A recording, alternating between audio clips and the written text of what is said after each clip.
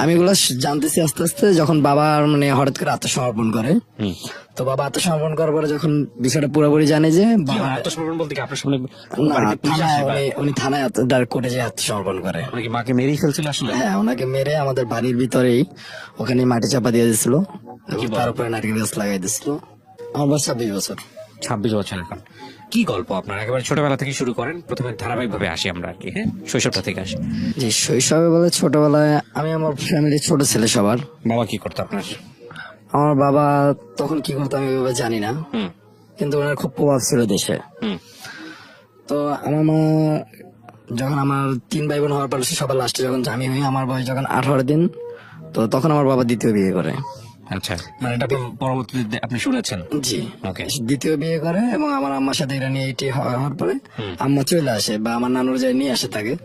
তো আমি ছোটবেলা থেকে আমার নানু বাড়িতে পড়েছি, আমি আমার বাবাকে ওই ছোটবেলা থেকে পাই নাই। আমার বয়স যখন 8-9 বছর, তখন বাবা আমার ওই যে দ্বিতীয় যে সৎমা ছিল, তো তাকে ছাইরা সে আবার আমার মার কাছে ব্যাক করে হঠাৎই। তো যখন হঠাৎ ব্যাক করে আমরা আসলে বিষয়টা জানতাম না যে কিভাবে কি হয়েছে। তো আমরা খুব সহজেই মেনে নিতাম যে বাবাকে ফিরে পাইছি, বাবা কাছে আছে। তো বাবা আমাদের সাথে প্রায় 1-2 বছর ছিল। 2 বছর থাকার পরে জানতে পারি যে বাবার নামে একটা মামলা আছে, মার্ডার মামলা। সে আমার ওই যে দ্বিতীয় আমার যে সৎমা ছিল তাকে মেরে ফেলছে। 2-3 বছর পরে জানতে পারছেন? জি। আপনার বয়স কত তখন? তখন আমার বয়স 11 বছর। তখন আপনি মানে এগুলো সব আপনার চোখের সামনে ঘটতেছে এবং আপনি আমি এগুলো জানতেছি, বাট কিন্তু কোনোটা আমি নিজের চোখে দেখি নাই। আচ্ছা, আমি এগুলো জানতেছি আস্তে আস্তে যখন বাবা মানে হঠাৎ করে আত্মসমর্পণ করে।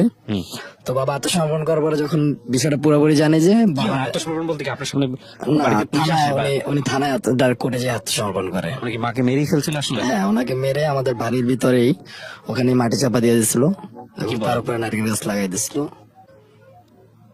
কি বলেন এগুলা?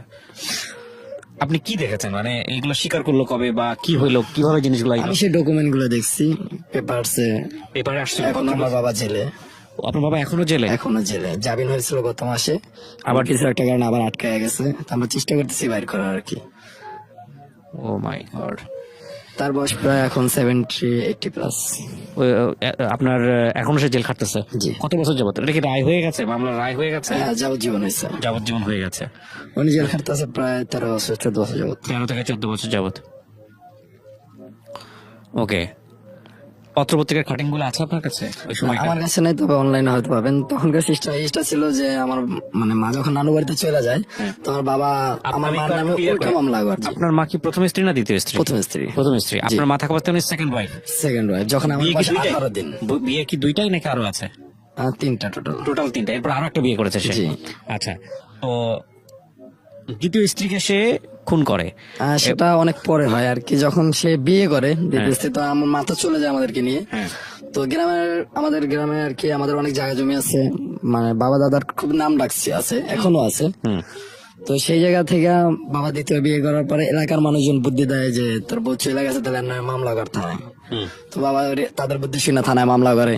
আর মামলা যখন করেন, তো যে ওসি ছিল রানিং, তখন সে এসি ছিল আমার নানার আর কি ফ্রেন্ড। তো তিনি সাপোর্ট করে আম্মুর যে তুমি আগে যাও, আমরা তোমার পিছনে আছি। এইভাবে সাপোর্ট দেওয়ার পরে আম্মু উল্টা মামলা শুধু যাই কোর্টে হাজির হয়। আম্মু নয় মামলা দিয়ে সে অন্যটন অনেক কিছু চুরি করে নিয়ে চলে আসছে। আপনার বাবা দিয়েছে? বাবা মামলা দিচ্ছিল অন্যের বুদ্ধিতে। আচ্ছা। তো সেটা যখন মা উল্টা দাঁড়ায়, তখন সে নারী নির্যাতন এবং দ্বিতীয় বিয়ে করার প্রথম স্ত্রীর অনুমতি না ছাড়া এই বিষয়গুলো নিয়ে তার জেল হয় আর কি। আচ্ছা, তখনও জানেন না যে মার্ডার করছে সে? তখন তো আমার বয়স মাত্র কত, প্রায় 1-1.5 বছর। আমি ছোট অনেক। ওকে, তারপর? তো বাবার জেল হয়, বাবা সেখানে 4-5 বছর জেল খেটে বের হয়। বের হওয়ার পরে সে আবার ওই দ্বিতীয় স্ত্রীর কাছে চলে যায়, আমার সৎমার কাছে। তাকে নিয়ে থাকে দীর্ঘদিন। থাকার পরে সেখান থেকে মা আবার তাকে ধরায় আনে। তখন আমার বয়স 4-5 বছর এরকম। তো ধরায় আনার পরে তার আবারও 4 বছর জেল হয় এবং আমার সৎমারও 2 বছর জেল হয়। তো হওয়ার পরে আমার বাবা যখন জেল টেল খেটে বের হয়, বের হওয়ার পরে সে গ্রামে যায়। গ্রামে যাওয়ার পরে আমরা সবাই স্বাভাবিক। তখন আমার বয়স 7-8 বছর জেল থেকে যখন বের হয়েছে, আমি মোটামুটি সবকিছুই বুঝি। তো বাবা যখন দেশে আসার পরে বাড়িতে থাকতেছে, সবাই আবার আগের মতো সব স্বাভাবিক। তো আমার পাশে এক কাকি ছিল, মানে আমার বাবার চাচাতো ভাইয়ের বউ। তো সেই চাচা আমার মারা গেছে। তো যাওয়ার পরে ওই চাচির সাথে মানে গ্রামে যখন বাবা তখন একলা, মার এনে আমরা ঢাকা থেকে আমরা সবাই ছোট ছোট, তো সে আমার মারে ওটা তখন ফিরে নেয় না, সে কি করছে তৃতীয় বিয়ে করছে ওই চাচিকে। তখন বাবা যখন তৃতীয় বিয়ে করে তার কিছুদিন পরে আমার ওই যে সৎমা সেও জেল থেকে বের হয়, বের হয়ে সরাসরি আমাদের গ্রামের বাড়িতে যায়। তো বাড়িতে যাওয়ার পরে যখন দেখে যে সে আবার বিয়ে করছে, তখন আমার ওই সৎমা তার সাথে খুব চিল্লাপাল্লা করে, গ্রামের ভিতরে বাড়ির ভিতরে ঝামেলা করে। এখন যেহেতু আমাদের বাড়ির একটা নাম সম্মান ছিল, নাম ডাক ছিল অনেক, আমাদের ফ্যামিলিরই দাদা বাবা চাচা সবারই খুব ভালো নাম ডাক আছে এখনো আমাদের ওরকমই। আমার চাচা দাদা এমপি। ওখান থেকে যখন আমার সৎমা বাড়িতে যান, যাওয়ার পরে যখন এটা দেখে অনেক চিল্লাপাল্লা করে ঝগড়াঝাটি করে, তো বাবার অনেক প্রচন্ড রাগ ছিল। তো সে রাগ সামলাইতে না পারে প্রথমে তাকে অনেক ডাকাডাকি করে, ইটি করে। কিন্তু যখন কথা না শুনে তখন কি করে, ওই যে দরজার যে লাট আছে না কাঠের, ওইটা দিয়ে পিছন থেকে বাড়ি দেয়। ওইটা আমার এই যে তৃতীয় জায়গায় বিয়ে করছে আমার যে চাচি, সে পিছন থেকে যে বাড়িটা দেয়। আমি যতটুকু পেপার পত্রিকা এবং সবার কাছ থেকে শুনছি যে বাড়ি দেওয়ার পরে উনি মাথা ফাইটা ওইখানে মারা যায়। মানে দ্বিতীয় স্ত্রীকে তৃতীয় স্ত্রী বাড়ি দেয়। জি, আমার ওই চাচি আর কি। তো এটা তো আপনার বাবা, আপনি বললেন বাবা মার দিল, সে একটা বাড়ি দিছে শুধু, তারপর আবার মার দিছে। হ্যাঁ তারপর বাবাও দিছে। তো এইভাবে যখন সবাই সে মিলে মারছে আর কি। জি ওনার কোনো বাচ্চা কাচ্চা ছিল ওই সময়টাতে? না, ওনার বাচ্চা কাচ্চা ছিল না। Okay, তারপর তো ওনাকে যখন মেরে ফেলে তো ওনার আসলে বাড়ি দেওয়ার পরে মারা যায়। হ্যাঁ উনি মারা যায়। মারা যাওয়ার পরে মারা এরকম একটা যাওয়ার ঘটনা পরে ঘটতেছে, সবার তো জানার কথা আশেপাশে। সেটা সন্ধ্যার সময় ছিল।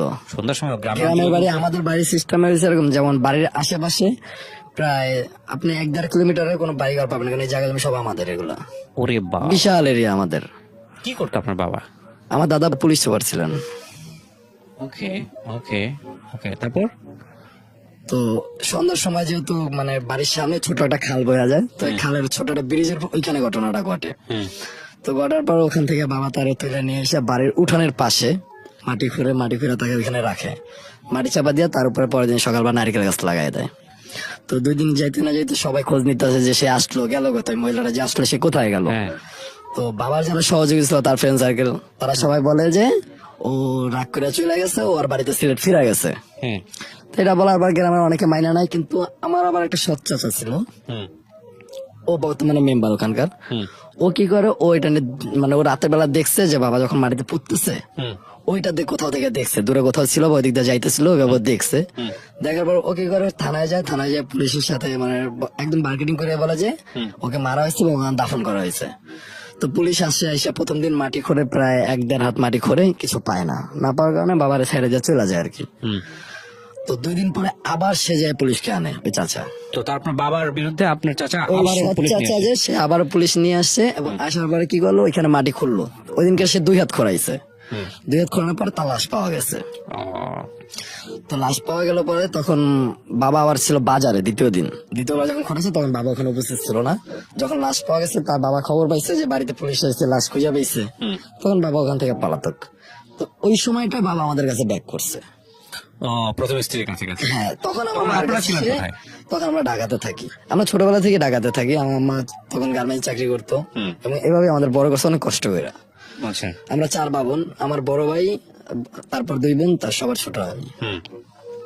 তো বাবা যখন তখন ব্যাক করে, আমরা আসলে সবাই খুশি। আমি অন্তত অনেক খুশি ছিলাম যে বাবাকে ফিরে পাইছি, কারণ ছোটবেলায় আমি কখনো দেখি নাই, তার ছবি দেখছি। আপনার মার পেটে কয় ভাই বোন? আমরা 4 ভাই বোন। আপনি সবার বড়? সবার ছোট। সবার ছোট, ওকে। তো বাবা ব্যাক করার পরে তো খুব সুন্দর মতো চলতেছিল। তো 1.5-2 বছর যাওয়ার পরে যখন আমি মোটামুটি বুঝি, তখন শুনতে পেলাম যে বাবার নামে মামলা হয়েছে, এবং এটা রায় হয়েছে, ফাঁসি হয় না, যাবজ্জীবন হয়েছে। তো তাকে যখন সে ধরা খাইলি জেল। তো আমরা তখন বাবা মারে দেখলাম যে সবাই মিলে উকিল টুকিল নিয়ে খোঁজ নেওয়ার পরে আমার ওই মেজো চাচা বললো কি যে ভাইজান আপনি হয়ে যান, হাজির হয়ে যান, বাকিরা আমরা দেখে নেবেন। আমরা চাচার সাথে কন্ট্যাক্ট করছি 10 লাখ টাকায় আমরা বের করে নিয়ে আসবো। তো বাবা তার ওই ভাইয়ের উপরে বিশ্বাস করে বাড়ির জমির দলিল টলিল অনেক কিছু তার কাছে দিয়া সে যে সুন্দর মতো সারেন্ডার করছে।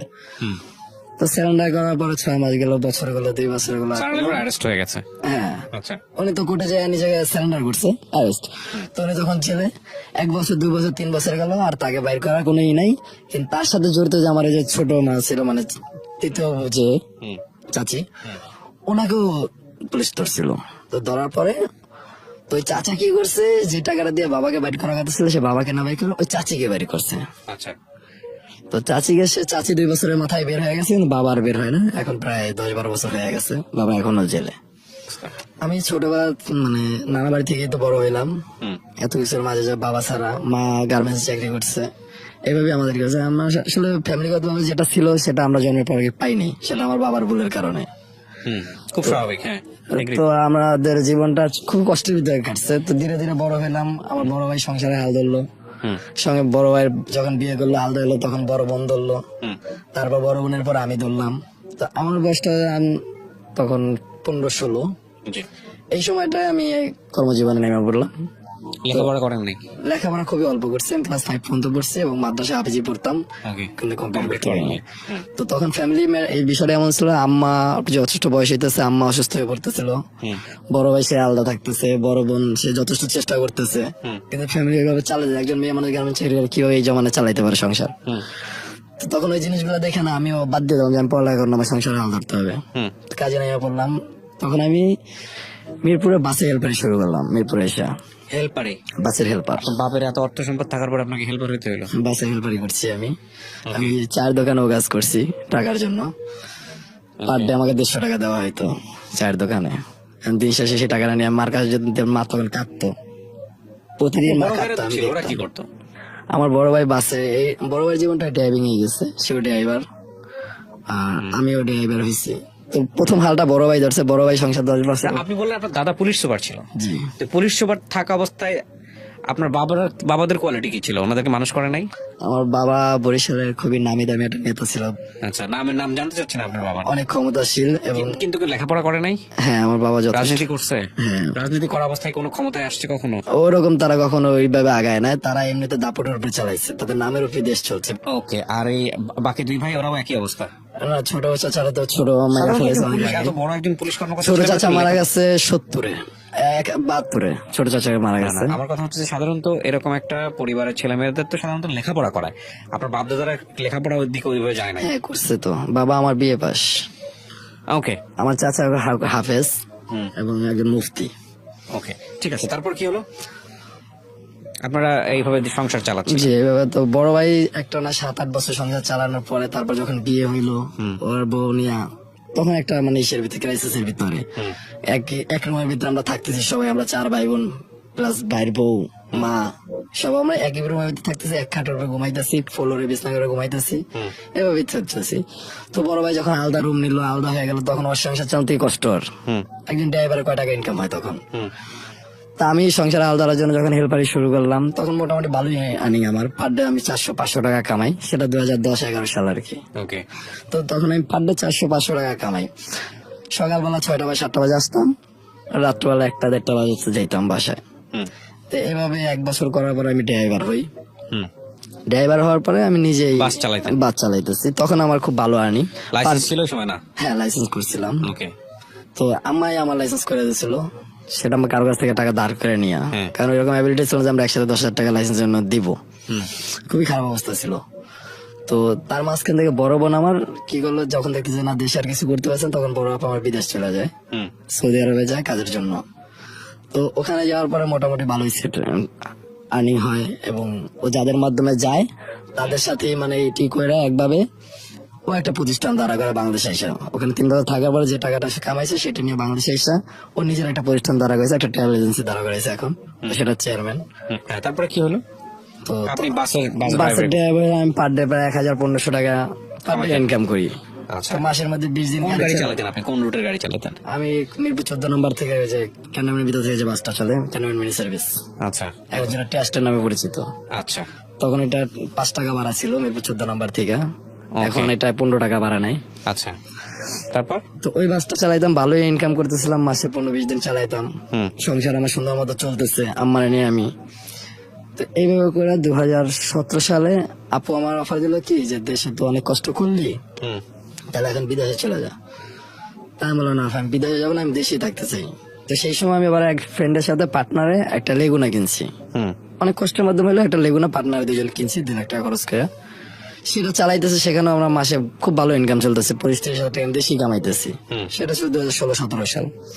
তো বড় আপা বললো গাড়িটা রেগুলা বাদ দে, তুই বিদেশে যা, বিদেশ গেলে একটা ক্যারিয়ার দাঁড়াবে। তা আম্মা বললো, সবাই যখন বলছে আমি চিন্তা করলাম যাই হোক ছোটবেলা থেকে তো যথেষ্ট কষ্ট করছি, যদি এখন আম্মার একটু কিছু দিতে পারি। বিদেশে যাওয়ার পর ওখানে আমি 1.5 বছর ছিলাম। তো 1.5 বছর থাকার পরে বড় আপু যখন দেশে চলে আসে তখন আমিও চলে আসি ওর সাথে, ওর 2 মাস পরে আমি দেশে চলে আসি।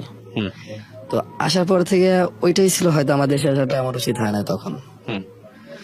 তো আমি যখন দেশে আসি, আসার পরে কিছুদিন যাওয়ার পর আমার আবার আগের মতো অবস্থা। আমি পার ডে গাড়ি চালাইলে আমার ইনকাম যদি করতে পারতেছি তো আমার চলতেছে, আর ইনকাম না করলে আমার এনার কাছে হাত পাততে হইতেছে।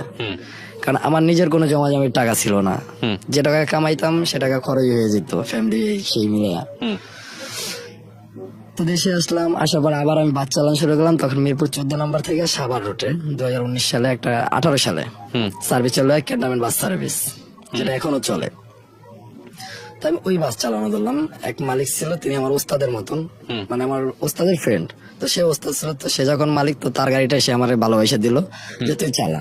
সে গাড়ি কাছেও আসতো না, গাড়ি আমার কাছেই থাকতো, হিসাব নিয়ে সবই দেখতাম। তো ওই গাড়িটা আমি একটা না চালাইতেছি। আচ্ছা, একদিন আমি মানে বৃষ্টি ছিল, তখন বৃষ্টি পড়তেছিল। তো হেমায়তপুর স্ট্যান্ডে গাড়ি খালি, গাড়িতে কোনো যাত্রী নেই, ওখানে বসেছি। হঠাৎ করে দেখলাম যে ব্রিজ উপরে একটা মেয়ে দৌড়ে দৌড়ে আসতেছে পুরো ফিল্ম স্টাইলে। তো দেখে আমার খুব ভালো লাগলো।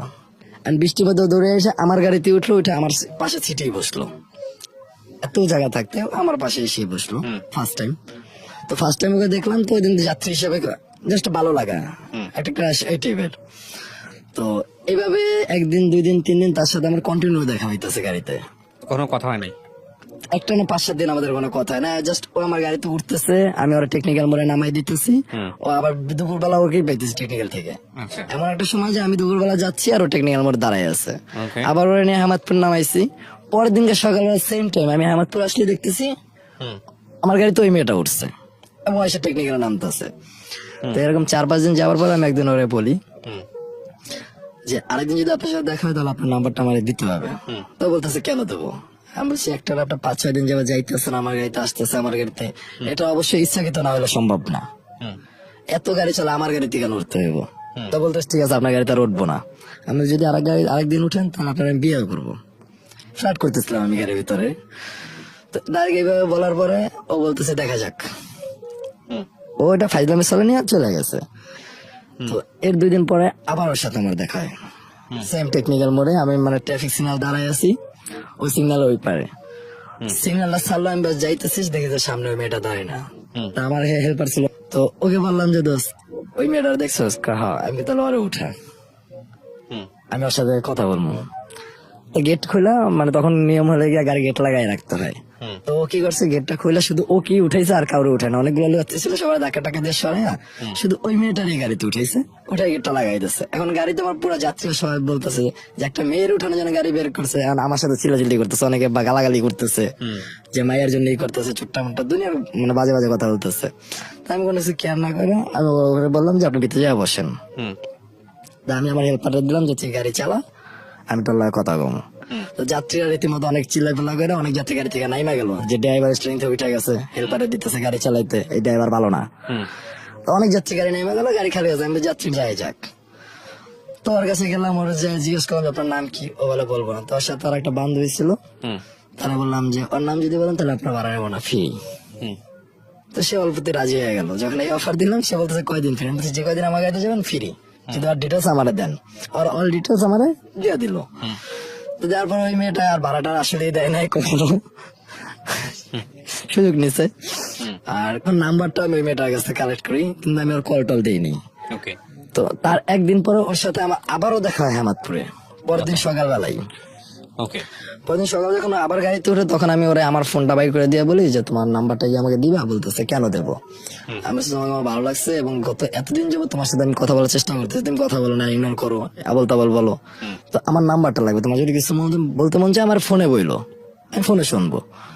ও বলছে আপনি আমার কল কেন দিবেন? আমি বিবাহিত, আপনি জানেন। আমি বলছি বিবাহিত মেয়েদের হাতে চুরি থাকে, নাকফুল থাকে, আপনার কই? আপনার তো কিছুই না, যেসব গুগল বুঝে লাভলে আপনি নাম্বারটা দেন। তো আর আমি এমন ভাবে মানে করতেছিলাম, ফোর্স করতেছিলাম যে রীতিমতো ঘাবড়ায় যে আমার নাম্বার আমার দিয়ে দেয়, নিজে থেকে দিয়ে দিছে ঘাবড়ায়। তো দেওয়ার পর আমি সেদিন আর কল দিই না, তার 2 দিন পর ওকে আমি কল দিই এবং ওর সাথে আমার কথা হয় অনেক। তো এভাবে না আমাদের প্রায় 6 মাস বছর চলে যায়। চলে যাওয়ার পরে আমার ফ্যামিলি থেকে আমার আম্মা একদিন জিনিসটা বুঝতে পারে যে আমি কিছু করতেছি। তা আম্মা বলে যে তোর তো ফোন চালাইতে না, এখন তোর হাতে ফোন কেন? আমি বললাম মা ফোন তো আমি কিনছি, আমার সবাই তখন এই যুগে ফোন চালায়, আমি কি চালাইতে পারবো না? চালাইতে পারবি, ঠিক আছে, সারাদিন ফোনে কার সাথে কথা বলস? তা আম্মা যখন জিজ্ঞেস, আমি আম্মার সরাসরি বলছি যে মা এরকম আমার একটা মেয়ের ভালো লাগে, মেয়েটার সাথে আমার রিলেশন লাগছে, ওর বাড়ি হেমায়তপুরে, তো তুমি যদি চাও ওরা দেখতে পারো, আমি তোমার নিয়ে আসি। আচ্ছা। তা আম্মার আমার হানা কিছু না বলে বলতেছে একদিন নিয়ে আয়, আমি দেখি। And কেন বলছে সেটা আমি জানতাম না। আচ্ছা। তা আমার বলছে একদিন নিয়ে আমি দেখি। তা আমি ওই কথা শুনে পরের দিনকে আমি ওরা নিয়ে চলে আসছি। মারা দেখাইতে। হ্যাঁ, মারা দেখাইতে হইব। তো ওরে আনার আগে আমি ওরা বলছি যে দেখো, আমার মা ছাড়া আর আমার বড় বোন ছাড়া আমার আপন কেউ নাই এখানে। আমার আত্মীয় স্বজন অনেক আছে ব্লাড কানেকশনে, কিন্তু কেউ আমার আপন না। আমার এই দুইটা ব্যক্তি আমার আপন। আমার মা আমাকে জন্ম দিচ্ছে, আর বড় বোন আমাকে পাইলো বিষয় বড় করছে। আমার এই দুইটা মা, তো এই দুইটা আমার বিরুদ্ধে কখনো যাবা না। এরা যদি, আমি তোমাকে যদি বিয়ে করে ঘরে নিয়ে যাই, আর এরা যদি আমাকে বলে যে তোমার আর রাখতে পারবো না, আমি ছাড়ে দিতে হবে, আমি ওই মুহূর্তে তোমার ছাড়ে দিতে বাধ্য থাকবো, কারণ আমি দুইটা আমার মন ভাঙতে পারবো না। তো আমার কথাগুলো শুনে না, তখন আমি মানে অনেক ফিল্মি ডায়লগ দিতাম, আমি অনেক কথা বলতাম, আর ওই কথাগুলো না খুব মনোযোগ দিয়ে শুনতো, আমার এই জিনিসগুলো খুব ভালো লাগতো। তোর যখন এই জিনিসগুলো এটাই বললাম, তো বলতেছে ডায়লগ মারো না, কোথায় যেতে হবে? আমি বলছি আমার বাসায় নিয়ে যেতে বলছে আম্মা, তুমি কি যাবা? তো ও আবার দিন নানা বাড়িতে যেতেছিল টাঙ্গাইলে, ও বলতেছে আমি কালকে সকালবেলা টাঙ্গাইল যাবো, তাহলে টাঙ্গাইল থেকে বিকালে ব্যাক করে আমি তোমার এনে যাবো। তো আমি বলছি আমি তোমার সাথে আসছি, অস্বীকার করলো। অনেক জোরাজোরি পরে পরে বলতেছে ঠিক আছে আসো। তা আমি এখান থেকে হেমায়তপুরে যাই, ওরা নিয়ে টাঙ্গাইল যাই। টাঙ্গাইল যে ওকে এবং ওর সাথে দেখে একটা বাচ্চা, ওর ছেলে আর কি। তো আমি ওই দিন না, তখন বন্ধু জানতাম না আমি। হ্যাঁ, বাচ্চা আছে। হ্যাঁ, তখন ওকে জিজ্ঞেস করলাম যে এই বাচ্চা কার? বলতেছে আমার। আমি বললাম তোমার মানে? কেন? আমি আপনার বলছিলাম আমার বিয়ে হয়েছে, আমার বাচ্চা আছে, আপনি তোমার কেয়ার করেন নাই। আমি বলছি ঠিক আছে, বিয়ে করছো, বাচ্চা আছে, বয়ে আছে, ঠিক আছে, তোমার হাজবেন্ড? ও নাই, হাজবেন্ড তো নাই। আমি তাহলে তার কোনো সমস্যা নেই, হাজবেন্ড কি হয়েছে? তো বলতেছে তার সাথে নাকি ওই বাচ্চা হওয়ার পরে পরে ডিভোর্স হয়ে গেছে, এবং সে হাজবেন্ডও বিয়ে করছে, তার ঘরেও এখন বাচ্চা কাচ্চা আছে দুইটা। তা আমি সবকিছু শুনলাম। কি করতো? ও তখন কিছুই করতো না, বিদেশ যাওয়ার প্রস্তুতি নিতেছিল। ও জর্দান চলে যাবে, ওটা প্রস্তুতি নিতেছিল। আর আমি তখন মানে যখন সবকিছু ওরা জিজ্ঞাসা করি, ওই টাঙ্গাইল যে তো আমার পুরো হিস্ট্রিটা বলে যে এইভাবে ওর ছোটবেলায়, অনেক ছোটবেলায় বিয়ে হয়েছে, এবং সেই স্বামী ওরা সময় দেয় না, নেশা করতে, এই করে সেই করে অনেক কিছু বললো, যার কারণে তাদের ডিভোর্স হয়ে গেছে। তো আমরা যখন ডিভোর্স হয়ে গেছে, তোমার লাইফ এখন থেকে নাই, বলো না তুমি ছাড়া তো আমার লাইফে কেউ নাই, তুমি আমার সাথে সারা জীবন থাকবা। তো আমাকে প্রতিশ্রুতি দেয়, হ্যাঁ আমার সাথে সারা জীবন কাটাবে, কখনো আমার চাইরা যাইবো না, যেগুলো স্বাভাবিক ভাবে করে। তো সেদিনকার আমি টাঙ্গাইল নিয়ে যাই, এবং যাইতে যেতে আমাদের এই ধরনের কথা হয়, আর সবকিছু আমি শুনি। আমি সব একদম ঠান্ডা মাথায় মাইনা নিই। আমি যাকে ভালোবাসছি তার এটুকু, এটা ভুল না, তার জীবনে একটা জাস্ট অ্যাক্সিডেন্ট, এটা মনে করে আমি সবকিছু মাইনা নিয়ে সব নিজের করে নেব। তো ও আমার বয়সে 6 মাসের বড়, আমার সিনিয়র। ওর সাথে যখন আমার রিলেশন, তখন ওর বয়সে চলে 21 বছর, আমার বয়সে চলে 21 বছর, কিন্তু ও আমার 6 মাসের বড়। তো এবার পরের দিনকার ও আমাকে বিকালবেলা ফোন দেয়, ওই দিনকার ও ব্যাক করে না, পরের দিন বিকালে আমাকে ফোন দিয়ে বলে যে আজকে আমি বাসায় যেতেছি, তুমি আমার নিবা? তা আমি আবার ঢাকা থেকে সকালবেলা রওনা দিই, রওনা দিয়ে ওখানে যে পৌঁছে তো আমার দুপুর হয়ে যায় টাঙ্গাইলে। তো ওকে নিয়ে আমার বাসায় আসি, বাসায় আসার পরে আম্মা বাসা ছিল না, আম্মা কোথাও একটা গেছিল, বাসায় আমার ছোট বোন ছিল। ও দেখার পরে ওর পছন্দ হয়, কিন্তু ওর কাছে যখন এই সব কথাগুলো ও শেয়ার করে, হ্যাঁ, এই জিনিসগুলো মানতে পারে না। তা আমার আর কিছু বলে না, আমার বলছে আরে দিয়ে, আমি ওই দিনকে দিয়ে চলে আসছি। তার কিছুদিন পর আম্মা বলতেছে যে ওই মেয়ের সাথে কথা বন্ধ কর। আপনার মা? আমি বলতেছি কেন? বলতেছে ওই মেয়ের সাথে। তো আমি তখন খুবই মানে সেন্সিটিভ বিষয় হয়ে গেছে আমার জন্য, না আমি ওর বলতে পারবো না, ওরা ছাড়তে পারবো, এরকম একটা অবস্থায়। তো আম্মা আমার পাগলামি দেখে পরে একদিন আমার নিয়ে গেল, তখন আমার লকডাউন শুরু হয়েছে, মানে করোনার টাইম। তা আম্মা আমার নিয়ে গেল ওদের বাড়িতে, বলতে চল ওদের বাড়িতে যাবো আর বাবা মার সাথে কথা বলবো। তো যখন আমরা ওদের বাড়িতে যাই, ওর বাবা আমাকে দেখে মনে বলে যে এই ছেলের সাথে আমার মেয়ে আমি দেবো না, আর আমার মেয়ে আপনাদের ফ্যামিলিতে থাকবে না। আম্মা বলতেছে কেন, আমার ফ্যামিলি কি কম আছে, আমাদের কোত্থেকে ফালানো আছে, আপনাদের থেকে অনেক ভালো আছি। ওর বাবা বলতেছে যে আমার মেয়ে যদি আপনার ছেলের জীবনে যায়, সে 6 মাসে সংসার করবে না, সেই পর্যন্ত 5-6টা সংসার ভেঙে ফেলছে। তার বাবা বলতেছে যে আমার মেয়ে এই পর্যন্ত 5 থেকে 6টা সংসার ভাঙছে, সে কোনো সংসারই করতে পারে নাই। তা আপনার সিদ্ধের যে ফ্যামিলি, তাদের সাথে আমাদের ফ্যামিলির যায় না, যদি আপনাদের ফ্যামিলিতে আমার মেয়ে যায় সর্বোচ্চ 6 মাস থাকবে কিনা সন্দেহ। তো ওই কথা শোনার পর মা আর এখানে কোনো কিছুই বল না, মা আমার নিয়ে চলে আসে জোর করে। তো মা যখন অস্বীকার করে যে চলে আসার পরে, কিন্তু আমি মানে ওর পিছ ছাড়তেছিলাম না, তখন ও বাহিরে অলরেডি, ও বাংলাদেশে নাই, চলে গেছে। জর্দানে চলে গেছে। এবং আমাকে বলছে, আমি ওকে টাইম দিচ্ছি যে আমাদের একটা ম্যাচিউড আমার বয়স হওয়া উচিত, তোমার হয়তো বাচ্চা গেছে কিন্তু আমার এখনো বিয়ের বয়সটা হয় নাই, তো আমার আর 2-4টা বছর যাক, তারপর আমরা বিয়ে করি। আমাদের মানে কথা ছিল যে আমরা 2022-এ বিয়ে করবো। তো বলছে তাহলে আমি 2-3 বছর বাইরে থাকি, আমাদের একটা ভবিষ্যৎ ফিউচার আই হইলো। তো যেহেতু আমি ছোটবেলা থেকে কষ্ট করছি, তো কষ্টের মর্মতা বুঝতাম, তো এই জন্য বলতাম যে কষ্ট করলে তুমি টাকা ধরে রাখো, যেটা তোমার ফিউচারে কাজে লাগবে, আমার জন্য না, সেটা তোমার জন্য। তোমার যেহেতু একটা ছেলে আছে, তুমি ওর ভবিষ্যৎ করার চেষ্টা করো। তো ও যাবার পরে ওর যা ইনকাম যা করতো, ওই সেগুলো আর মার কাছে পাঠাইতো অ্যাকাউন্টে, আর ওর মা নিজের মতো খরচ করছে, কখনো সেটাকে ধরে রাখে নাই। তো যখন ওর বাবার কাছে আমরা যাই এইভাবে বলে, মা তো আমার নিয়ে চলে আসছে, আসার পর ওর সাথে আমার সাথে খুব মানে এই বিষয়টা নিয়ে ঝগড়া হয় যে এই কথাগুলো কেন আমার সাথে গোপন করছো। তো আমার বলে, দেখো এগুলো আমার অতীত ছিল, আমার বর্তমান তুমি, তো তুমি কি আমার অতীত দেখবা না বর্তমান নিয়ে থাকবা? আমি বলছি, আমার বর্তমানে কি অবস্থা সেটা বল।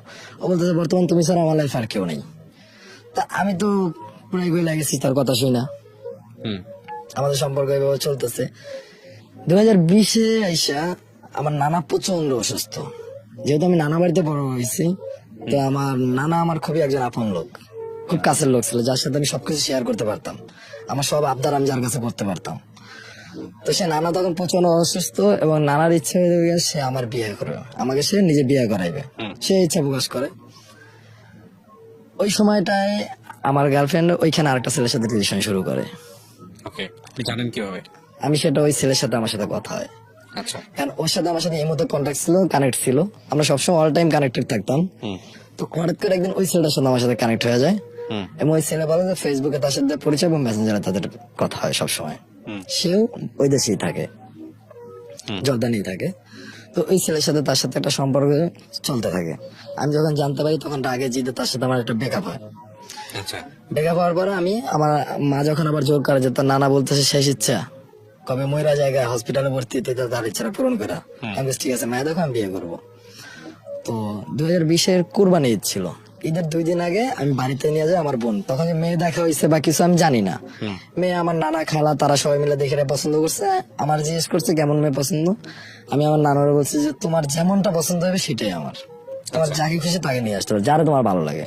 ওকে। তো তারা মেয়েটা দেখে রেডি করছে, আমি বাড়িতে যাই ঈদের সময়, আমি জানি না যে বিয়ে হবে এরকম কিছু। তো কোরবানি ঈদের দিন কোরবানি টোরবানি দেওয়ার পরে, তারপরের দিনে সকালবেলা আমার উঠে গায়ে হলুদ দিতেছে। সকালবেলা আমি ঘুম থেকে ব্যাস করতেছি যে সবাই হলুদ টলুদ নেয়, এটা কি হয়েছে? আমার বসায় গায়ে হলুদ দিতেছে কেন? আমরা মেয়ে দেখতে যাবো। তো মেয়ে দেখতে গেলে গায়ে হলুদ দিতে হইবে কেন? বলতেছে আমার কথাবার্তা সব পাক্কা, তুই কি মেয়ে আগে দেখবি কইছস? আমি কি না, আমি গেছি মেয়ে দেখবেন, আমার নানা যেটা দেখবে ওইটাই। তোর নানা দেখে রেখে ফাইনাল করছে, কালকে তোর বিয়া। ওকে।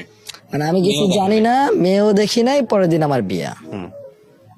আমি আর কিছু বললাম না, নানার যে নানা দাদা তুমি দেখবে, তাহলে আজকে চলো বিকালে যাই। আমি আমার দেওয়ার দরকার নেই, আপনি দেখছেন তো তাই হবে। আমি আমার নানা কথাতেই আর কিছু বলি না। আমার নানা মারা গেছে 2021-এর জানুয়ারিতে, 22-এর জানুয়ারিতে। কি হলো তারপরে? তো নানার কথা অনুযায়ী আমি রাজি হয়ে যাই এবং সে মেয়েকে বিয়ে করি। আমরা ওখানে মানে কি আপনি গিয়ে মেয়েটাকে হ্যাঁ, তাদের না, মেয়েটাকে আমি দেখিও নেই। বিয়ে করার কৌল বলার আগেও দেখেন নাই? না, আমি তাদের বাড়িতে যাই, আমরা সব 10-15 জন একটা অটো নিয়ে যাই, পাশাপাশি গ্রামে আর কি। আমার নানা বাড়ি থেকে 15 টাকা অটো ভাড়া, 20 টাকা। তো আমরা একটা অটো রিজার্ভ নিয়ে, 2টা অটো রিজার্ভ নিয়ে আমরা সবাই যাই। তো যাওয়ার পরে কাজী টাজি বসা, তাদের বাড়িতে প্যান্ডেল ট্যান্ডেল বিয়ে সাজে, আমার শেরওয়ানি টেরওয়ানি পরাই নিয়ে গেছে। গেলাম, বিয়ে হইলো, কাজী সাহেব যে মানে বিয়ের নিয়ম কানুন সব পালন করার পরে আমার বলতেছে মেয়ে দেখবা না? আমার খালা আমার খোঁচাইতেছে পাশে বসে যে মেয়ে দেখবা না? আমি বলি, মেয়ে দেখার কি আছে, তোর বউ দেখবি না, একবার দেখা যা। তাই আমি বলছি, আমি বিয়ে করে আমি আজকে ঢাকা যাবো, আমি থাকবো না এখানে। তারা বলতেছে যে না, জামাই বিয়ে করে কি হয়ে যায়, জামাই ঢাকা আজকে থাকবে। আর তখন ওর পরীক্ষা চলতেছিল, যার কারণে মানে কথা হয়েছিল এরকম যে ঈদের যেহেতু 2 দিন মাত্র, কোরবানি ঈদ গেল 2 দিন, তো তাকে আমরা বিয়ে করে কাবিন টাবিন করে রাইখে আসবো, এবং পরে 2-3 মাস পরে তারা আমরা উঠাই আনবো, এরকম একটা কথা ছিল। তো ওই থেকে আমি ওর কিছু কাবিন টাবিন করে ওই দিনকার ওর আমি জাস্ট রুমে ঢুকছি, ও বৈশা আছে আমার নানুর পাশে, আমি এক নজর নানুর দিকে তাকাইছি, ওই দিকে আর তাকাইনি। আমি নানুরে দেখে বের হয়েছে, আমি বলছি দেখছি পছন্দ হয়েছে, হ্যাঁ পছন্দ হয়েছে। কিন্তু তখন আমি ওর চেহারা দেখি নাই, ও যেভাবে বসেছিল ওইভাবেই জাস্ট দেখছি যে কাপড় পরা একটা মেয়ে, সুন্দর একটা মেয়ে বসে আছে ছোট। তো ওই দিনকার আমরা বিয়ের পরে বিকালবেলা রওনা দিই, বিকালবেলায় আবার সন্ধ্যার সময় আমরা লঞ্চ উঠি ঢাকার উদ্দেশ্যে। বড় আপা আমি ঢাকা রওনা দিছি। তো লঞ্চে আসার পর ও আমার কল দেয় ওই দিনকারই, আমি বিয়ে করে ঢাকাতে রওনা দিছি। তো ও ফোনে কল দেয়, আমি তো চিনি না কে, তোর সাথে আমার কথা হয়। তখন ও আমারে বলে যে আপনি আমার দেখলেনও না, ইউ করলেন না, বিয়ে করে চলে গেলেন, কাকে বিয়ে করলেন আপনি চিনবেন না?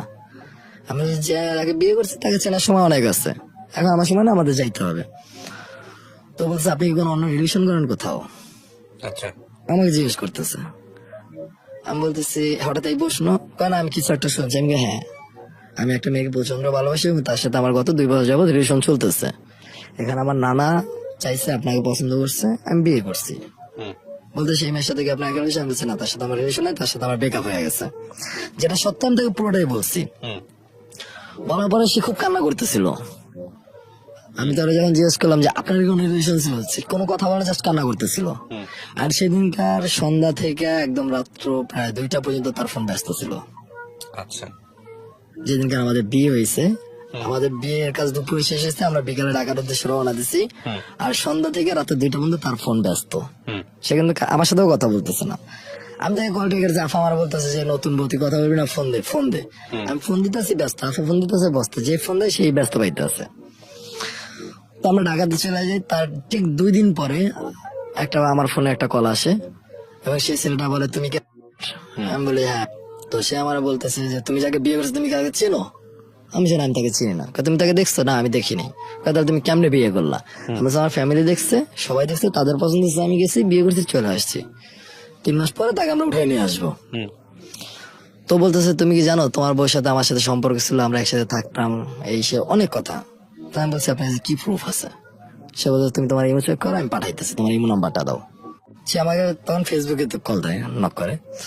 যখন আমি তার ইমো নাম্বার দিই, সে আমার ইমো তো অনেকগুলো মানে ছবি, যেটা গার্লফ্রেন্ডের ছবি বয়ফ্রেন্ডের কাছে যেমনটা থাকে তার থেকে ভয়ঙ্কর। তো অনেক ছবি টবি আমার পাঠায়, আমি সেগুলো দেখার পর আমি আর কিচ্ছু বলি, আমি জাস্ট মারে খুব গালাগালি করি যে এমন একটা মেয়ে বিয়ে করার কেন, আমি কি পাপ করছিলাম? আমি তোমার কাছে খালি একটা মেয়ে চাইছিলাম, তো তোমাকে তো সে বিয়ে তো দেখে তোমাকে ভালো লাগে না, আর এখন কি না দিলা আমারে? যে মেয়ের বয়ফ্রেন্ড তারা এরকম নোংরা ছবি পাঠাইতেছে। তো এই জিনিসটা নিয়ে অনেকই হয়। তো পরবর্তী যখন আমরা খুঁজি যে ছেলেটাকে, ওই ছেলেটা পরিচয় নিতে নিতে জানতে পারি যে ও আমার মামার চাচাতো শালা, আমার আপন মামার, আমার মেজো মামার চাচা শ্বশুরের ছেলে, বড় ছেলে, একই গ্রামের। তো সেখানে জানার পর তো আর কিছু বলার থাকে না। তো মামা তার শালারে খুব মারধর করে এবং মামার শালারা সুমন্দিরা যারা ছিল সবাই মিলে ওরা খুব মারধর করে যে কেন এই কাজ করছস, আর আমাদের কেন জানাস নাই। তো মেয়েরা যখন জিজ্ঞেস করি, মেয়ে পুরোটা অস্বীকার করে, একদম জায়গার উপর অস্বীকার করে যে সে কিচ্ছু করে নাই। পরবর্তীতে সে বলে যে হ্যাঁ ওর সাথে আমার রিলেশন ছিল, আমার বয়টায় দেখায় রাজি করাইছে, অনেক ইটে আমার বুঝায় যে ওই ছেলে তাকে বাধ্য করছে এক প্রকার। বলতেছে দেখো যেটা হয়েছে সেটা আমার বিয়ের আগে হয়েছে, আমি বিয়ের পর শুধু তোমার ঘরে থাকতেছি, আমি আর কোনোদিন কিচ্ছু করবো না, আমার যা সেটা সুযোগ দাও। তো যেহেতু নিতান্ত গরিব ঘরের মেয়ে ছিল, মানে স্বাভাবিক নর্মাল ফ্যামিলি, আর বাবা মোটামুটি জমি জমা আছে। তো আমরা চিন্তা করি যে আমার নানার আমি জাস্ট এতটুকু ভাবছি যে আমার নানা শেষ ইচ্ছে অনুযায়ী আমাকে বিয়ে করাইছে, তো মেয়েটা ঠিক আছে এটা ভুল করছে, তো তারা একটা সুযোগ দেওয়া যায়। আমার মা ফ্যামিলির সঙ্গে সবাই না করে যে না এই মেয়ের ঘরে আর উঠাবো না।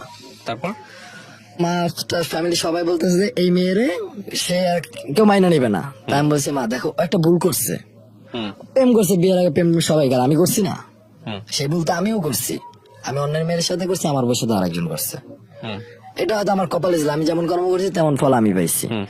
তোমার একটা সুযোগ দেওয়া উচিত, যেহেতু গরিব ঘরের মেয়ে, আমরা যদি ব্যাংকে দিই ওরা হয়তো বিয়ে হবে না।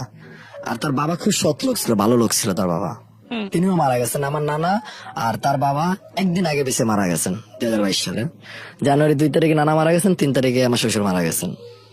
খুবই ভালো লোক ছিলেন। তো সেই জায়গা থেকে তাদের সম্মান এবং আমার ফ্যামিলির সম্মান সবকিছু চিন্তা ভাবনা করে চাপাই গেছি। তো 8 দিনের মাথায় বিয়ের মানে ঈদ গেছে, তার 9 দিন পরে আমি তাদের বাড়িতে চলে যাই একটা গাড়ি নিয়ে, প্রাইভেট ঢাকা থেকে, যেহেতু আমি ড্রাইভার, নিজে ড্রাইভ করে চলে যাই, সাথে আমার বন্ধু বান্ধব কিছু নিয়ে যাই। আর আমি একলা নিয়ে আসি, আমার ফ্যামিলির কেউ যায় না, আমার আপন ব্লাড কানেকশন কেউ যায় না। শুধুমাত্র আমি গেছি, আমার সাথে আমার কিছু বন্ধু বান্ধব গেছে 4-5 জন, আমরা গিয়ে তারা ঢাকা নিয়ে আসি। তো আনার পরে সুন্দর মতো চলতেছে, আমি মানে তার একটু ইগনোর করে চলি। প্রায় 3 মাসের মধ্যে তার আমি এইভাবেই চালাইছি, ইগনোর করে। সে সবসময় চাইতো একটু আমি তার কাছে যাই, একটু তাকে ই করি, তার সাথে কথা বলি। কিন্তু আমার না মনের ভিতর ওইটা জাগতো না। আমার মনে হয় 2টা জিনিস জাগতো, যে আমি তো ভালোবাসছি আরেকজনকে, আর এই মেয়ে তো বিয়ের আগে আরেকজনের থাইকে আইছে। আমার মনে হইতো ওই 2টা জিনিস জাগতো। ওই 2টা জিনিস থেকে আমি ওরা আপন করতে পারতাম না, মানে কাছে নিতে পারতাম না। হ্যাঁ, আমার কাছে আইতো, যেটা স্বামী স্ত্রী করে ঠিক সব হইতো, কিন্তু মনের যে মিলটা ওইটা তার সাথে আমার বন্ডিংটা হইতো না। তো প্রতিদিন ঝগড়া হইতো, এবং আমি আমার এক্স গার্লফ্রেন্ডের সাথে তখন কথা বলি। আবার আমার বিয়ের পরে ওই মেয়ে আবার আমার ফোন দেওয়া শুরু করে। তো ফোন দেওয়ার পর তার সাথে আমার কথা চলে, তার সাথে আমার রাত্রে কথা হয়। আমি রাতে কম বেশি নেশা করি, গাঁজা খাই, এটা করি সেটা করি। বাসায় এসে গাড়ি চালাতেন না, তখন আমি কর্ম পুরো অফ করে দিচ্ছি। আমার বিয়ের পরে গাড়ি চালানো পুরো বন্ধ করে দিচ্ছি। তখন পুরোটা আমরা বোনের উপর ডিপেন্ডেন্ট, যেহেতু বোনের নিজের একটা স্থান দাঁড়ায় গেছে। তো আমার বোনের মান্থলি একটা ভালো ইনকাম, তো পুরো ফ্যামিলি প্রেশারটা বোনের মাথা দিয়ে আমি মানে টোটালি কাজ করা বন্ধ করে দিচ্ছি তখন বিয়ের পরে। যে যেহেতু আমি একটা মেয়েরা চাইছি, তোমরা আইনা দাও না, তোমাকে মন মতো দিচ্ছ, তাহলে আমি কোনো কাজ কাম করবো না, তোমরা পালো। তো এরকম করে কি হলো, আমি আর কোনো কাজ কাম করি না, আমি নেশা টেশা করতেছি, সারাক্ষণ ডিপ্রেশনে থাকতেছি। ওই মেয়ের সাথে কথা বললে ভালো লাগতেছে, কাঁদতেছি এখানে সেখানে এভাবে। তো সেটা আবার আমার বউ মানতে পারতেছিল না। তো একটা সময় আমার বলে, দেখো তুমি নেশা করো, সমস্যা নেই আমার, তুমি আমার সাথে কথা বলো, কোনো সমস্যা নেই। তুমি যদি ওকেই চাও তাহলে বলো, ও যখন আসবে আমি নিজে তোমার ওরাতে উঠাই দেবো। আমার এমন বলতো, আমি বলতাম যে তুই নিজে জাগা, যে তোর যদি যাইতে মন চায় তুই জাগা, আমার দরকার নেই। আর ওরা আমি পাবো না, আমারটা আমি দেখবো না।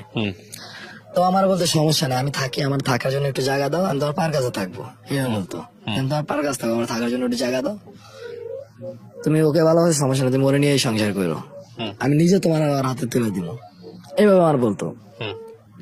তাই মনে করতাম আমার মানে মজা লইতেছে, আমার লাগে এরকমটা। আমার আর জি ধরতো, আমি ওরা মারধর করতাম, প্রতিদিন মারতাম। এমন কোনো দিন না যেদিন আমার একটা থাপড় না দিচ্ছি। কিন্তু ও কখনো কারো কাছে বিচার দিত না, কারো কাছে কিছু বলতো না। ও কি করতো, তর্ক করতো। যে যা বলতো প্রত্যেকটা মুখের উপর জবাব দিত, একদম স্পষ্ট ভাষী। জবাব দিয়ে দিত, হ্যাঁ, একদম মুখের উপর জবাব দিত। কথা পড়তে দিত না, না, সেটা যে কি হবে পরবর্তীতে এটা কখনো রিয়েলাইজ করতো না। তো এই জায়গাটা থেকে আমি মানে 3 মাসের মাথায় ঘরে আমার মার সাথে একদিন তুমুল ঝগড়া লেগে যায়। ওই মেয়ের বিষয়ে কথা ওঠে, এবং ও তো কথা একটাও ছাড় দেয় না। তো মা কি করে, রাগ করে ঘর থেকে বের হয়ে যায়। বের হয়ে আমার ছোট বোনের শ্বশুর বাড়িতে চলে যায়। তো সেখানে যাওয়ার পর আমি যখন বাসায় ফিরি রাত্রে, আমি তো সারাদিন বন্ধু বান্ধব ঘুরে ফিরে আড্ডা টাড্ডা দিয়ে নেশা টেশা করে রাত্রে বাসায় ফিরছি। যখন বাসায় ফিরে আইসি শুনে যে আম্মা চলে গেছে। কেন চলে গেছে, তোর বললো ঝগড়া করে চলে গেছে। তাহলে আবার আমি মারধর করি, যে তোর কারণ আমার মা বাস থেকে কেন বেরোতে, জানোস আমার মা কি। তো ওই দিনকার আমি ওরে বসাইয়া আর পাড়ার উপরে মাথা রেখে মারে আমার পুরো জীবনের স্টোরি শুনেছি। আমি অনেক কষ্ট করছি, আমরা এত কষ্টের পরে আমরা এরকম স্থানে এসে দাঁড়াইছি, সেটা একমাত্র আমার মায়ের অবদানে, নাকি আমার বাবার সম্পদ ছিল তার জন্য। আমরা বাবার সম্পদ কখনো নিজের চোখে দেখি নাই, বড় হওয়ার পর দেখছি যে আমাদের কি আছে আর কি নাই। সেটা ছোটবেলায় কখনো আমরা দেখিনি। তো এই মারে আমার ঘর থেকে বের হয়ে যাওয়া লাগছে, তো তোমার মধ্যে বউ রেখে কি করবো। তারা এরকম মাধ্যম করতাম, ওরে আর বাবার আইসে, আর বাবার এটাকে বিচার দেওয়া হয়েছে, মানে শুধু শুধু আমি আর ফাঁসাইতাম। যেখানে একটা স্বামীর দরকার তাদের ছিল সাপোর্ট দেওয়া, সেখানে আমি আর কখনো সাপোর্ট দিইনি। আমি সবসময় আর বিরুদ্ধে থাকতাম। মানে যদি দেখতাম যে আমার মা ভাই বোন কেউ একটু ধরছে, তা আমি যে আরেকটু খেয়ে দিতাম। তো এরকম চলতে থাকলে 8 মাসের মাথায় একদিন দেখলাম যে না, এখন আমার ফ্যামিলি থেকে ওর সাথে অত্যাচার করা শুরু করছে। যখন আমি যেহেতু ওরা দাম দিতেছি না, তো আমার ফ্যামিলির কোনো মেম্বারই ওর দাম দিতেছে না, ভাই বোনেরা না মা, যে যা মনে হইতেছে তাই ওরা বলতেছে, সারাক্ষণ চলতেছে। তো একটা সময় দেখলাম যে খুব অন্যায় চলতেছে ওর উপরে। তো আমি ওরা কি করলাম, ওরা নিয়ে আমি বাস থেকে রাগ করে বের হয়ে গেলাম, যে ঠিক আছে, যখন ওরা নিয়ে এতই সমস্যা, আমার নিয়ে তোমাকে এত সমস্যা, আমি কাজ করি না, বসে বসে খাওয়াইতেছো, আমার বউ পালতেছে, আমার বউ পালতেছে, ঠিক আছে তাহলে আমি বাইরে থেকে চলে যাই। তো ওরা নিয়ে আমি বের হয়ে গেছি, তখন আমার কাছে 1 টাকাও নেই। শুধু আমার হাতে একটা আংটি ছিল, যেটা আমার শ্বশুর বাড়ি থেকে দিছিল। তো সেটা বিক্রি করে আমি একটু 10 নম্বর একটা বাসা নেই, 3000 টাকা ভাড়া। আমার রুমে কিচ্ছু ছিল না। তো ও আবার আর মায়ের ফোন দিয়ে, যেহেতু আর সাধারণ ফ্যামিলি ছিল, মেয়ে আর কি, ওরকম টাকা পয়সাও ছিল না। ও আর মায়েরকে ফোন দিয়ে 8000 টাকা বাড়ি থেকে আনায়। সেটা দিয়ে আমরা ল্যাপটপ সুইটি কিনে আমরা সংসার শুরু করি। ফার্স্ট টাইম আমি রিয়েলাইজ করি যে ও আমার কিছু একটা। তো ওরা নিয়ে আমি মিরপুরে 10 নম্বর বাসা নেই, এবং আমার এক বন্ধুর সাথে মিলে আমি একটা মোবাইল সার্ভিসিং এর দোকান নেই ওইখানে। সেই দোকানের মালিক যে, তিনি আমাদের যথেষ্ট সহায়তা করে, মানে অ্যাডভান্স ছাড়াই আমাদের দোকানটা দেয়। তো সেই দোকানটা প্রায় আমি 1 বছর চালাইছি। সেখান থেকে মাসে 8-10 হাজার টাকা ইনকাম করতে, সেটা দিয়ে চলতেছে। এরকম 7-8 মাস গেছে। এর ভিতরে আমার ওই গার্লফ্রেন্ডের সাথেও আমার কন্টিনিউ কথা চলতেছে, সেটা আমার ওয়াইফ মাইনা নিতেছে, এবার কিছু বলে না? কিছু বলতেছে না। আর এমন একটা পর্যায়ে গেছে গা যে আমি নেশা করতেছি, আমার বলতেছে তুমি বাইরে খাইও না, বাইরে খেলে মানুষ খারাপ বলে, তুমি বাসায় নিয়ে আসবো, বাসায় বসে খাবো, আমি তোমার সাথে খাবো। ও এরকম একটা আমার স্পেস দিতেছে। তো এটা আমার কাছে ফ্রিডম মনে হইতো, স্বাধীনতা। তো তখন আমি আরো পরিমাণটা আমার বাইরে গেল। আমি গাঁজা কিনে নিয়ে আসতাম, বিয়ার কিনে নিয়ে আসতাম, এসব বাসায় বেয়ে আমি খাইতাম, ওরাও খাইতাম। হয়তো কখনো এগুলা করে নাই, তো আমার দিকে তাকায় না, ও আমার সাথে এগুলো করতো। তো আমি নেশার করে এগুলো কখনো ফিল করি নাই। ওয়েট কেন করতাম জানি না, ও আমার সাথে গাঁজা খাইতো, এই করতো, এটা আমার সঙ্গ দিত। তো এরকম কিছুদিন দেওয়ার পর বলতেছে, বাবু তুমি এটা বাদ দিয়া দাও। আমি বললাম কেন, সমস্যা কি হইতেছে? কয় না, এটা খুব ক্ষতি, এটা তুমি বাদ দিয়া দাও। আমি খাই রিয়েলাইজ করছি এটা তোমার জন্য ভালো না। তো ওর কথাগুলো শুনে আমি ভাবলাম যে আসলে মনে হয় একটু হওয়া উচিত, যেহেতু এখন আমি বিয়ে করছি, আমার গার্লফ্রেন্ড আমার সাথে কথা বলতে ঠিক আছে, কিন্তু সে অন্য কারোর সাথে রিলেশনে আছে, তো সেখানে তো আর কিছু বলার নেই। তার এরকম চলতে চলতে প্রায় আমাদের 1.5 বছর সংসার চলতেছে। সে 1.5 বছরের মাথায় 2021-এর মাঝে বরাবর তখন আমার ওই গার্লফ্রেন্ড বলে যে সে তার ভুল স্বীকার করে, যে সে ভুল করছে, অন্য ছেলের সাথে রিলেশন করছে, তার এটা করা উচিত হয় না, তার যেন আমি ক্ষমা করে দিই। এবং সে আমার কাছে একটা ইচ্ছা প্রকাশ করে যে জীবনে একবার হইলো সে আমাকে পাইতে চায়। আমি বলছি, সেটা কখনো সম্ভব না, তুমি যদি চাও আমি তোমার বিয়ে করবো, আমি তোমার বিয়ে করবো, তুমি আমার নাম নিয়ে সারা জীবন থাকতে পারবা। ও বলতেছে আমি তোমার নামটা শুধু চাই, তুমি আমার বিয়ে করে রেখে দাও। আমি তোমার সাথে কোনো কিছু চাবো না, না তোমার কাছে কোনো কিছু দাবি করবো, না কখনো তোমার কাছে কিছু চাইবো। আমি আমার মতো থাকবো, তুমি তোমার মতো থাকবে, বাস আমি তোমার নামটা নিয়ে থাকতে চাই। তো এইভাবে যখন বলে আমি মনে করি হ্যাঁ, এটা আসলে ভালোবাসার টন।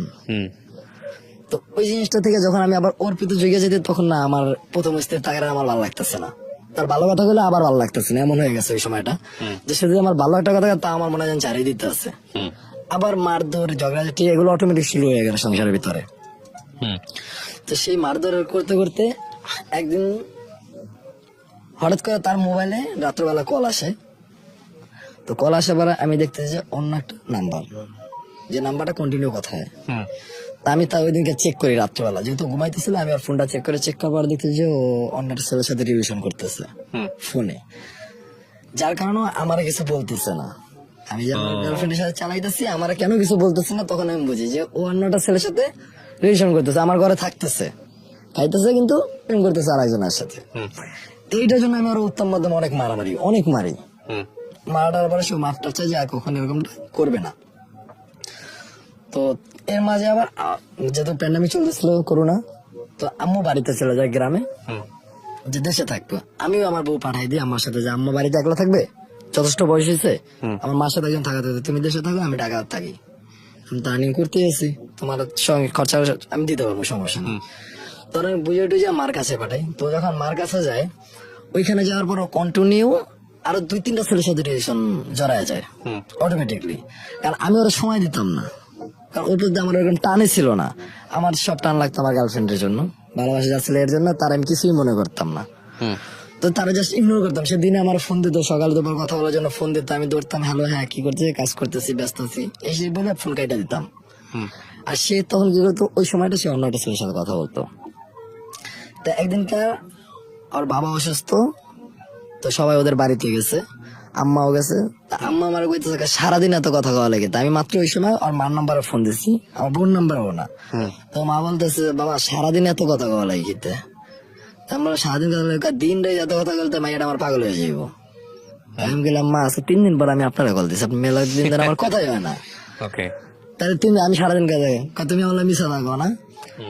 এর ভিতরে আমার বউ কি করলো, আইসা তার মার হাত থেকে ফোনটা টান দিয়ে নিয়া আমার বলতে, কি কেমন আছে, ফোন দিচ্ছে, আমার ফোনে ফোন দিলা না কেন? আমি তোমার ফোনে ব্যস্ত দেখাইতেছে কেন? ও যে আমার ফোন তো ব্যস্ত না। আমি বলছি এই মতো কেন দেখাইতেছে?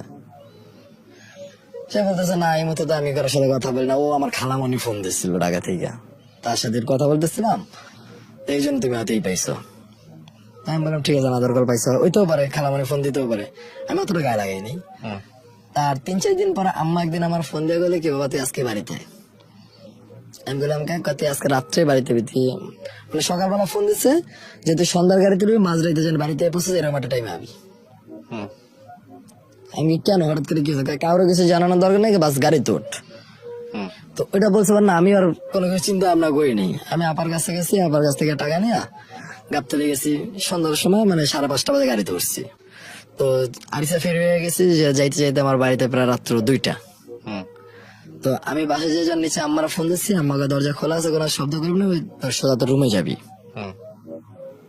তা আমি যখন দরজাটা খোলা রুমে ঢুকি দেখি যে ফোনে ভিডিও কলে কথা বলতেছে ছেলের সাথে। সে আমার দেখে দেখতে মতো ঘাবড়ায় যায়, কি হইতেছে, কোথেকে আসলাম। সে আমার যদি আমি আসলাম বলবো না আমি এটা খেয়ে ওটা আমার চাস্তো ভাই। আমি রাতে 2টা বাজে কেমন চাস্তো ভাই, চাচাই খবর নেয় না, চাস্তো ভাই কিভাবে রাতে 2টা বাজে খবর নেয় বলে আমি ওর একটা থাপড় দিই। তারপর তারপর দেখো আমি না এমনি বাস কথা হচ্ছে, আমার জাস্ট একটা ফ্রেন্ড, আমার কলেজের ফ্রেন্ড। কেমন ফ্রেন্ড, কল ব্যাক করো। ছেলের যখন ফোন দিয়ে আমি জিজ্ঞেস ছেলে বলতেছে আমরা জাস্ট ফ্রেন্ড, আমরা কলেজের ফ্রেন্ড। কোন ফ্রেন্ড, কলেজের ফ্রেন্ড তুমি? বলছে আমরা একসাথে পড়ি। আমি কোন জায়গায় একসাথে পড়ছো তুমি? ও মাত্র এসএসসি পরীক্ষা দিচ্ছে। তো তুমি কলেজের ফ্রেন্ড কি হবে, তো কলেজে এখন ভর্তি হয় নাই। তো এক কথা দিকে তর্কের মাঝে ও এটা আবার কাটাই যেতে চাইতেছিল। তো ওই দিনকে আমি ওর অনেক মারধর করি, আমি বাস থেকে বের করে দিই রাত্রবেলায়। বের করে দেওয়ার পর ওর বাড়িতে চলে যায়। তো সপ্তাহখানেক পরে ওর বাবা আবার অসুস্থ, তার বাবার ক্যান্সার ছিল। তো তার বাবারা নিয়ে ঢাকা আসবে, আমার বলতেছে দেখো বাবা তো অসুস্থ, আমার ঢাকা যাওয়া উচিত। তাই আমি বললাম তোমার আমি কোনোদিন আর অ্যাকসেপ্ট করতে চাই না, তুমি তোমার মতো থাকো, আমি আমার মতো আছি। তো আবার আমার কাছে মাস্টার চলে দেখো তোমার শূন্যতা দূর করার জন্য তুমি যেহেতু আমার টাইম দিতেছো, আমার এটা রিয়াজ করাইলো যে আমার অভাবে অন্যটা ছিল আসক্ত হয়েছে। আচ্ছা, তো আমি জিনিসটা মানতেছিলাম না, তারপর আমার বলতেছে তুমি জানো আমি প্রেগনেন্ট। প্রেগনেন্ট? ওকে। হ্যাঁ, আমি বললাম তুমি প্রেগনেন্ট কিভাবে? কারণ ও তখন বাড়িতে গেছে মাত্র 1.5 মাস হয়েছে, তার এখন তো আমার সাথেই ছিল। তো বলতেছে আমি প্রেগনেন্ট। আমি বললাম তুমি প্রেগনেন্ট সেটা আমার আগে বলো না কেন? তো ওইটা শুনে না আমি আসলে খুবই একদমই হয়ে গেছে যে আমার একটা বাচ্চা হবে, এটা আমার খুব শখ ছিল। তো ওইখান থেকে আমি আর একদম এক কথা দিয়ে মাফ করে দিই। মাফ করে দেওয়ার পর আমি বলতে চলো তোমার নিয়ে ঢাকা চলে যাই, তোমার এখানেও থাকা লাগবে না। যেহেতু আমি বাস থেকে আর বাইর করে দিচ্ছি, আর সবাই আর বিরুদ্ধে গেছে গা, কারণ সবাই সাথে আমি খাড়া করেছে চরিত্রহীন। এটা তো আমি অলরেডি প্রমাণ করে দিচ্ছি চরিত্রহীন। তো সেই জায়গা থেকে ওরা যদি বাইর করে দিচ্ছি তো কেউ তার অ্যাকসেপ্ট করতেছিল না। আমি ওরা কেন না জেনেই ঢাকায় নিয়ে আসি, আইসা আবার বাসা নেই, বাসা নিয়ে আমরা একসাথে থাকি। 2 মাস যায়, 3 মাস যায়, 3 মাসের 4 মাস যায়। আমি বললাম কি অবস্থা, তুমি না প্রেগনেন্ট ছিলা? ও বলতে দেবে আমার না, আমি তোমার কেমন বলবো, আমি তো ভয় পাইছি, আমার আসলে বোঝায় বলেছিল, আমার অন্য সময় ছিল যার কারণে মেন্স বন্ধ ছিল, আমি না প্রেগনেন্ট না। ওই কথাটা শোনার পর আমি খুব কষ্ট পাই, আমার অনেকটা কষ্ট লাগে। তো আমি আর কিচ্ছু বলি না। তো এই কষ্ট থেকে আমি আবার কি করছি, একটু ভালো থাকার জন্য আমার গার্লফ্রেন্ডের সাথে কথা বলা শুরু করে দিচ্ছি, এবং ও এই জিনিসটা আবারও কিছু বলে না। তো 1 সপ্তাহের মাথায় সে আবার বলতেছে আমি প্রেগনেন্ট। ওকে।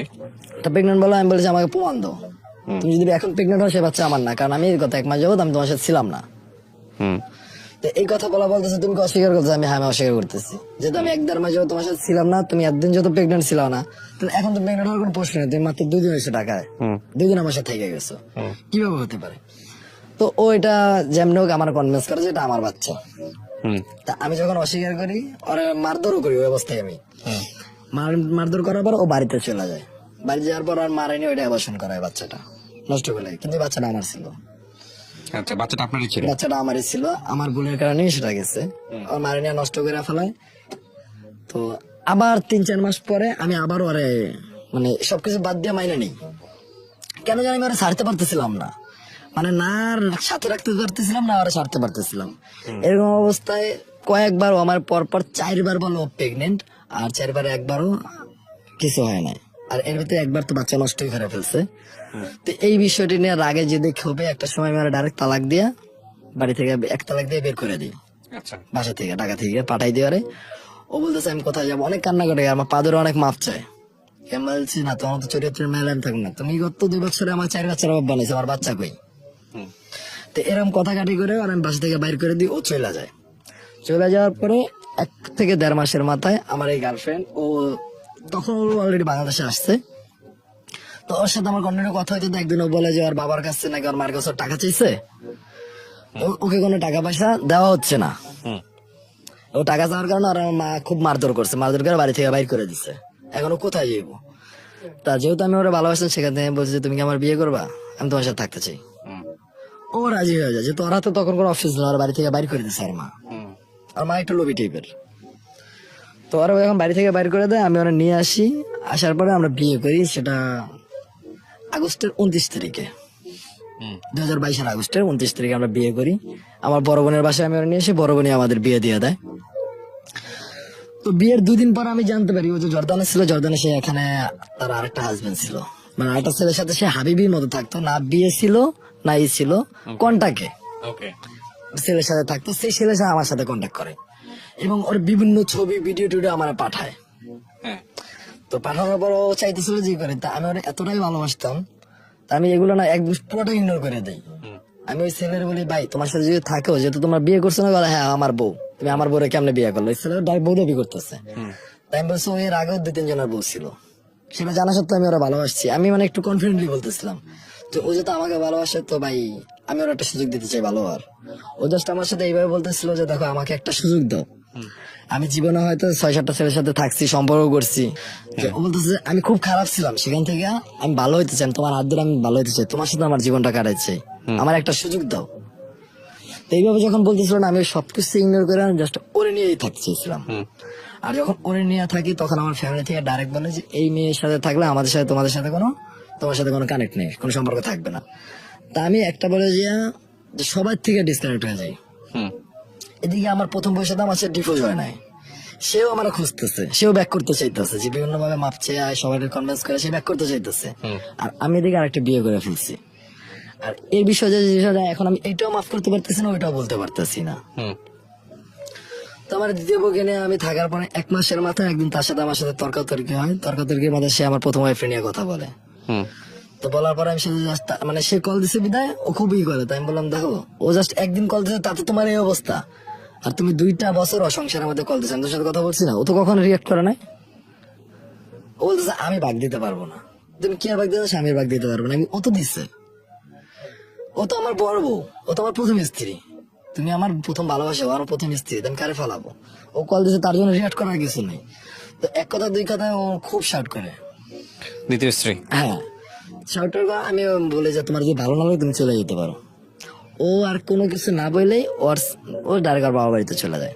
আচ্ছা। চলে যাওয়ার পর আমার সাথে আবার ফোনে কথা বলে, ও কন্ট্যাক্ট করে যে ওর ছেলে সহকারে যদি আমি মাইনা নেই, ওর ছেলে সহকারে আমার রাখতে হবে, তাহলে ব্যাক করবে না, করবে না। আমি বলছি ঠিক আছে, তোমার ছেলে নিয়ে আসো।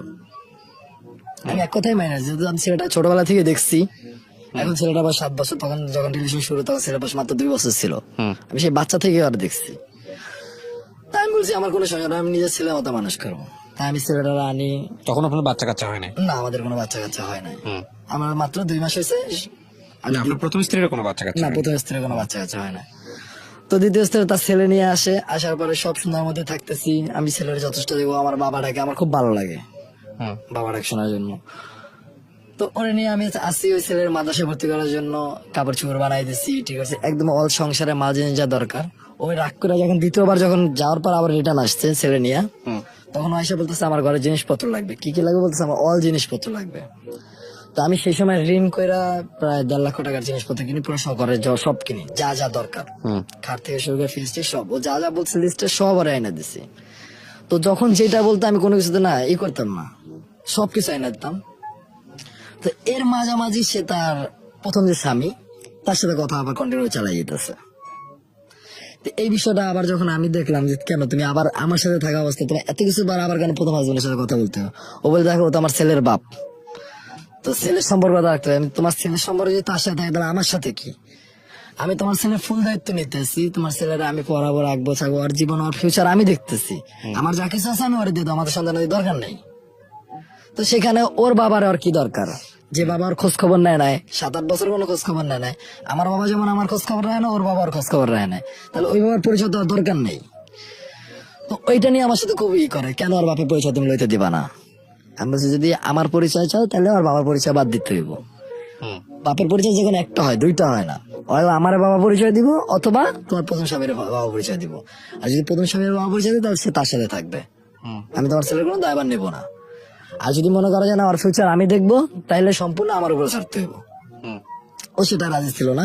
ও রাজি না থেকে ওর ছেলে নিয়ে আমার না বলে বাস থেকে বের হয়ে যায়, কাপড় চোপড় নিয়ে বের হয়ে যায়। কি করছে, ওর ছেলেরে ওই প্রথম হাজবেন্ডের কাছে দিয়ে দিচ্ছে, ছেলের বাবার কাছে। বাবার কাছে দিয়া সে একা একাই আবার 2-3 দিন পরে ফেরত আসছে। আইসা আমার বলতেছে, দেখো যা হয়েছে আমার ছেলে নিয়ে সমস্যা ছিল, আমার ছেলে আমি সরাই দিচ্ছি, তো এখন আমি চাই না ঘরে কোনো অশান্তি হোক। তাই আমি বলি, তুমি কি চাও? আমি এখানে দেশে 3-4 মাস থাকবো, থাকি আমি চলে যাবো, আমি পাসপোর্ট করতে দিচ্ছি। আমি বললাম, তুমি পাসপোর্ট করতে দিচ্ছি, আমার তো জানাইলা না, তুমি বিদেশ যাবা কেন? আমার তো বিদেশ যাওয়ার দরকার নেই। বলতেছে, আমি বিদেশ চলে যাবো, আমি দেশে থাকবো না। তা আমি বলছি, ঠিক আছে, যখন যাবা তখন দেখবো। অনেক তো পাসপোর্ট করতে, পাসপোর্ট করতে 1 সপ্তাহ আগে পাসপোর্ট হয়েছে।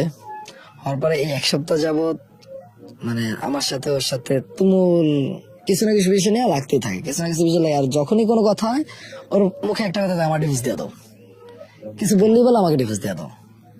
এই জিনিসটা আমি মানতে আমার খুব কষ্ট হইতেছিল, যে কেন কিছু বললে ডিভোর্স দিয়ে দিতে বলবো। তা আমি আমার মারে ফোন দিয়ে আসতে বললাম। আমার পরশুদিনকার আবার বোনের বিয়ে ছিল শুক্রবারে, সে বিয়েতে সবাই গেছে, আমি যাই নাই। আমি একটু কাজে ছিলাম বাইরে। তো আসার পরে কালকে রাত্রে আমরা যখন বাসায় যাই, ও বলতেছে, আমি আমার প্রথম বোর কাছে গেছিলাম। আমি বললাম, কেন? আমি গেছি আমার কাজে, আমাদের শুটিং চলতেছে, আমি গেছি শুটিং এর কাজে। যেহেতু আমি ড্রাইভার, তো আমার তো গাড়ি চালানো ছাড়া অন্য কোনো কাজ নেই। তো এখানে আমি অন্য মেয়ের সাথে কিভাবে কিভাবে ওর কাছে যেতে পারি? ও বলছে, না, তুমি ওই মেয়ে ওর লাগিয়ে গেছিলা, তোমার সাথে আমি থাকবো না, তুমি আমার ডিভোর্স দিয়ে দাও। এক কথা 2 কথা তর্কাতর্কি, এবং রাতে আমি ওরে 2-4টা থাপড়ে দেই। Second wife? জি। ফার্স্ট ওয়াইফটা তখন কোথায়? ফার্স্ট ওয়াইফ ও এখনো ওর মতোই আছে আর কি। তো তখন কি ওর বাবার বাড়িতে তখনও না, ও ঢাকাতে একটা জব করতেছে, বাড়ি থেকে চলে আসছে, আলাদা থাকে? আলাদা থাকতেছে। ওকে। কারণ ওর বাড়ির ওরকম অবস্থা ছিল না, যেহেতু ওর বাবা মারা গেছে এর মাঝে। তারপর কি হলো? তো ও যখন আমার কাছে ডিভোর্স চাইতেছে, আমি ওরা মারধর করি, মারধর করে আমি ওর তালাক দিই, 1 তালাক দিই। 1 তালাক দেওয়ার পরে সে মানে এতটা উত্তেজিত হয়ে যায়, সে বলতেছে যে বিয়ে করুন। ও মানে এই কথাটা বলার পরে আমার না সহ্য হয় না। আমি বলছি, আমি তোমার সকালবেলা ডিভোর্স দিতে চাই। এবং আজকে সকালবেলা ওর নিয়ে কাজে অফিসে গেছি। আজকে কিছু হয় না, দুপুরবেলা আমি ডিপোজিট পেপার দিয়া সাইন করে রেখে তারপর আমি আপনাদের এখানে আসছি। না, কিন্তু আপনার গল্প তো আপনি অনেক আগেই বলার জন্য ফোন দিয়েছিলেন আমাদের এখানে। জি। তখন গল্পটা কি অবস্থায় ছিল? তখন গল্পটা ছিল, আমার প্রথম ওয়াইফ সে চলে গেছে, তাকে তো আমি বিদায় দিয়ে দিচ্ছি। অনেক ইটি করার পরে সে ব্যাক করতে চাইতেছিল আমার কাছে। আমি তখন বিদায় আপনি গল্পটা কেন বলতে চাইছিলেন, আর এখন গল্পটা কোন জায়গায় দাঁড়ায় আছে? মানে তখনকার এখনকার নিশ্চয়ই মিল নাই, মিল কি আছে? তো তখন আপনার দ্বিতীয় স্ত্রীকে আপনার ডিভোর্স দিতে হবে, এটা কি চিন্তা ছিল ওই সময়টা যখন আপনি অ্যাপ্লাই করছেন এখানে গল্প বলার জন্য? না, যখন আমি অ্যাপ্লাই করছি তখন আমার ওই যে দ্বিতীয় স্ত্রী চলে গেছে তার ছেলে নিয়ে। ও আচ্ছা, তখনও খারাপ অবস্থায় ছিল। হ্যাঁ, তখন সে তার ছেলে নিয়ে তো সে তো চলে গেছে, আমার সাথে কোনো যোগাযোগ নাই, সে এই চলতেছে। আচ্ছা, আপনি আমাকে জাস্ট একটু বলো, আপনার প্রথম স্ত্রীর সাথে কি অবস্থা এখন? তালাক অবস্থায় আছে? 1 তালাক নাকি ওটাও ডিভোর্স? ওর সাথে আমার 1 তালাক অবস্থায় আছে। উনি কি চায়? উনি চাই ব্যাক করতে, তো ঠিক আছে, ওনাকে নিয়ে সংসার করেন, সমস্যা কোথায়? কিন্তু আমার তো চরিত্রের সমস্যা ছিল, সেটা হয়তো আমার অভাবে ছিল, কিন্তু আমাকে না পাওয়ার কারণে যে সে অন্য আরো 2-4টা। চরিত্রের সমস্যা, একজন মানুষের চরিত্রের সমস্যার জায়গাটা আপনি জাজমেন্টে তখনই নিতে পারবেন যখন আপনি নিজে ওই কাজগুলো করবেন না। আপনার জায়গাটা কি ঠিক ছিল? আপনি আজকে গল্পটা এখানে কেন বললেন? আপনি কি শুধু আমাকে এইটুকু বলেন তো। আমি আসলে গল্পটা আজকে বলতে আসলাম এই কারণে যে আমি যে অন্যায়গুলা করছি ওর প্রতি। অন্যায় কার কার প্রতি করেছেন? আমি আমার ফার্স্ট ওয়াইফের প্রতি প্রচুর অনেক অন্যায় বেশি অন্যায় করছি। করেছেন, রাইট, এটা আমি এগ্রিড। তাকে আমি না কখনো স্ত্রী মর্যাদা দিতে পারছি এইভাবে, না তাকে ভালোবাসছি, তাকে আমি সবসময় সবার কাছে কালার করছি। ইভেন তার এই যে চরিত্রহীন হওয়ার পিছনেও 99% আমার দোষ আছে, সেটা আমার অভাবে হয়েছে। হয়তো তার বিয়ের আগে একটা ছেলের সাথে রিলেশন ছিল, সে অনেক কিছু করছে, কিন্তু বিয়ের পরে প্রথম 8 মাসে সে কিচ্ছু করে না, আমাকে ছাড়া সে অন্য কোনো কিছু ভাবে না। কিন্তু সেই সময়টা আমি অন্য একটা মেয়ের বিষয় ছিলাম, তাকে আমি বিন্দু পরিমাণ দাম দিতাম। সেলফ রিয়েলাইজেশনটা খুব ইম্পর্টেন্ট। আপনার এই রিয়েলাইজেশন থেকে যে যদি আপনি আপনার প্রথম স্ত্রীর সাথে সংসার করে সুন্দরভাবে থাকতে পারেন, সেটা খুবই ভালো। তবে এটা ঠিক যে মানে দুজনের জায়গা থেকেই যেগুলো অপছন্দ করেন সেগুলো থেকে দূরে আসতে হবে, নইলে আসলে সংসার জিনিসটা খুব ডিফিকাল্ট। আর সংসার জিনিসটাতে প্রবলেম সবারই হয়, সবার।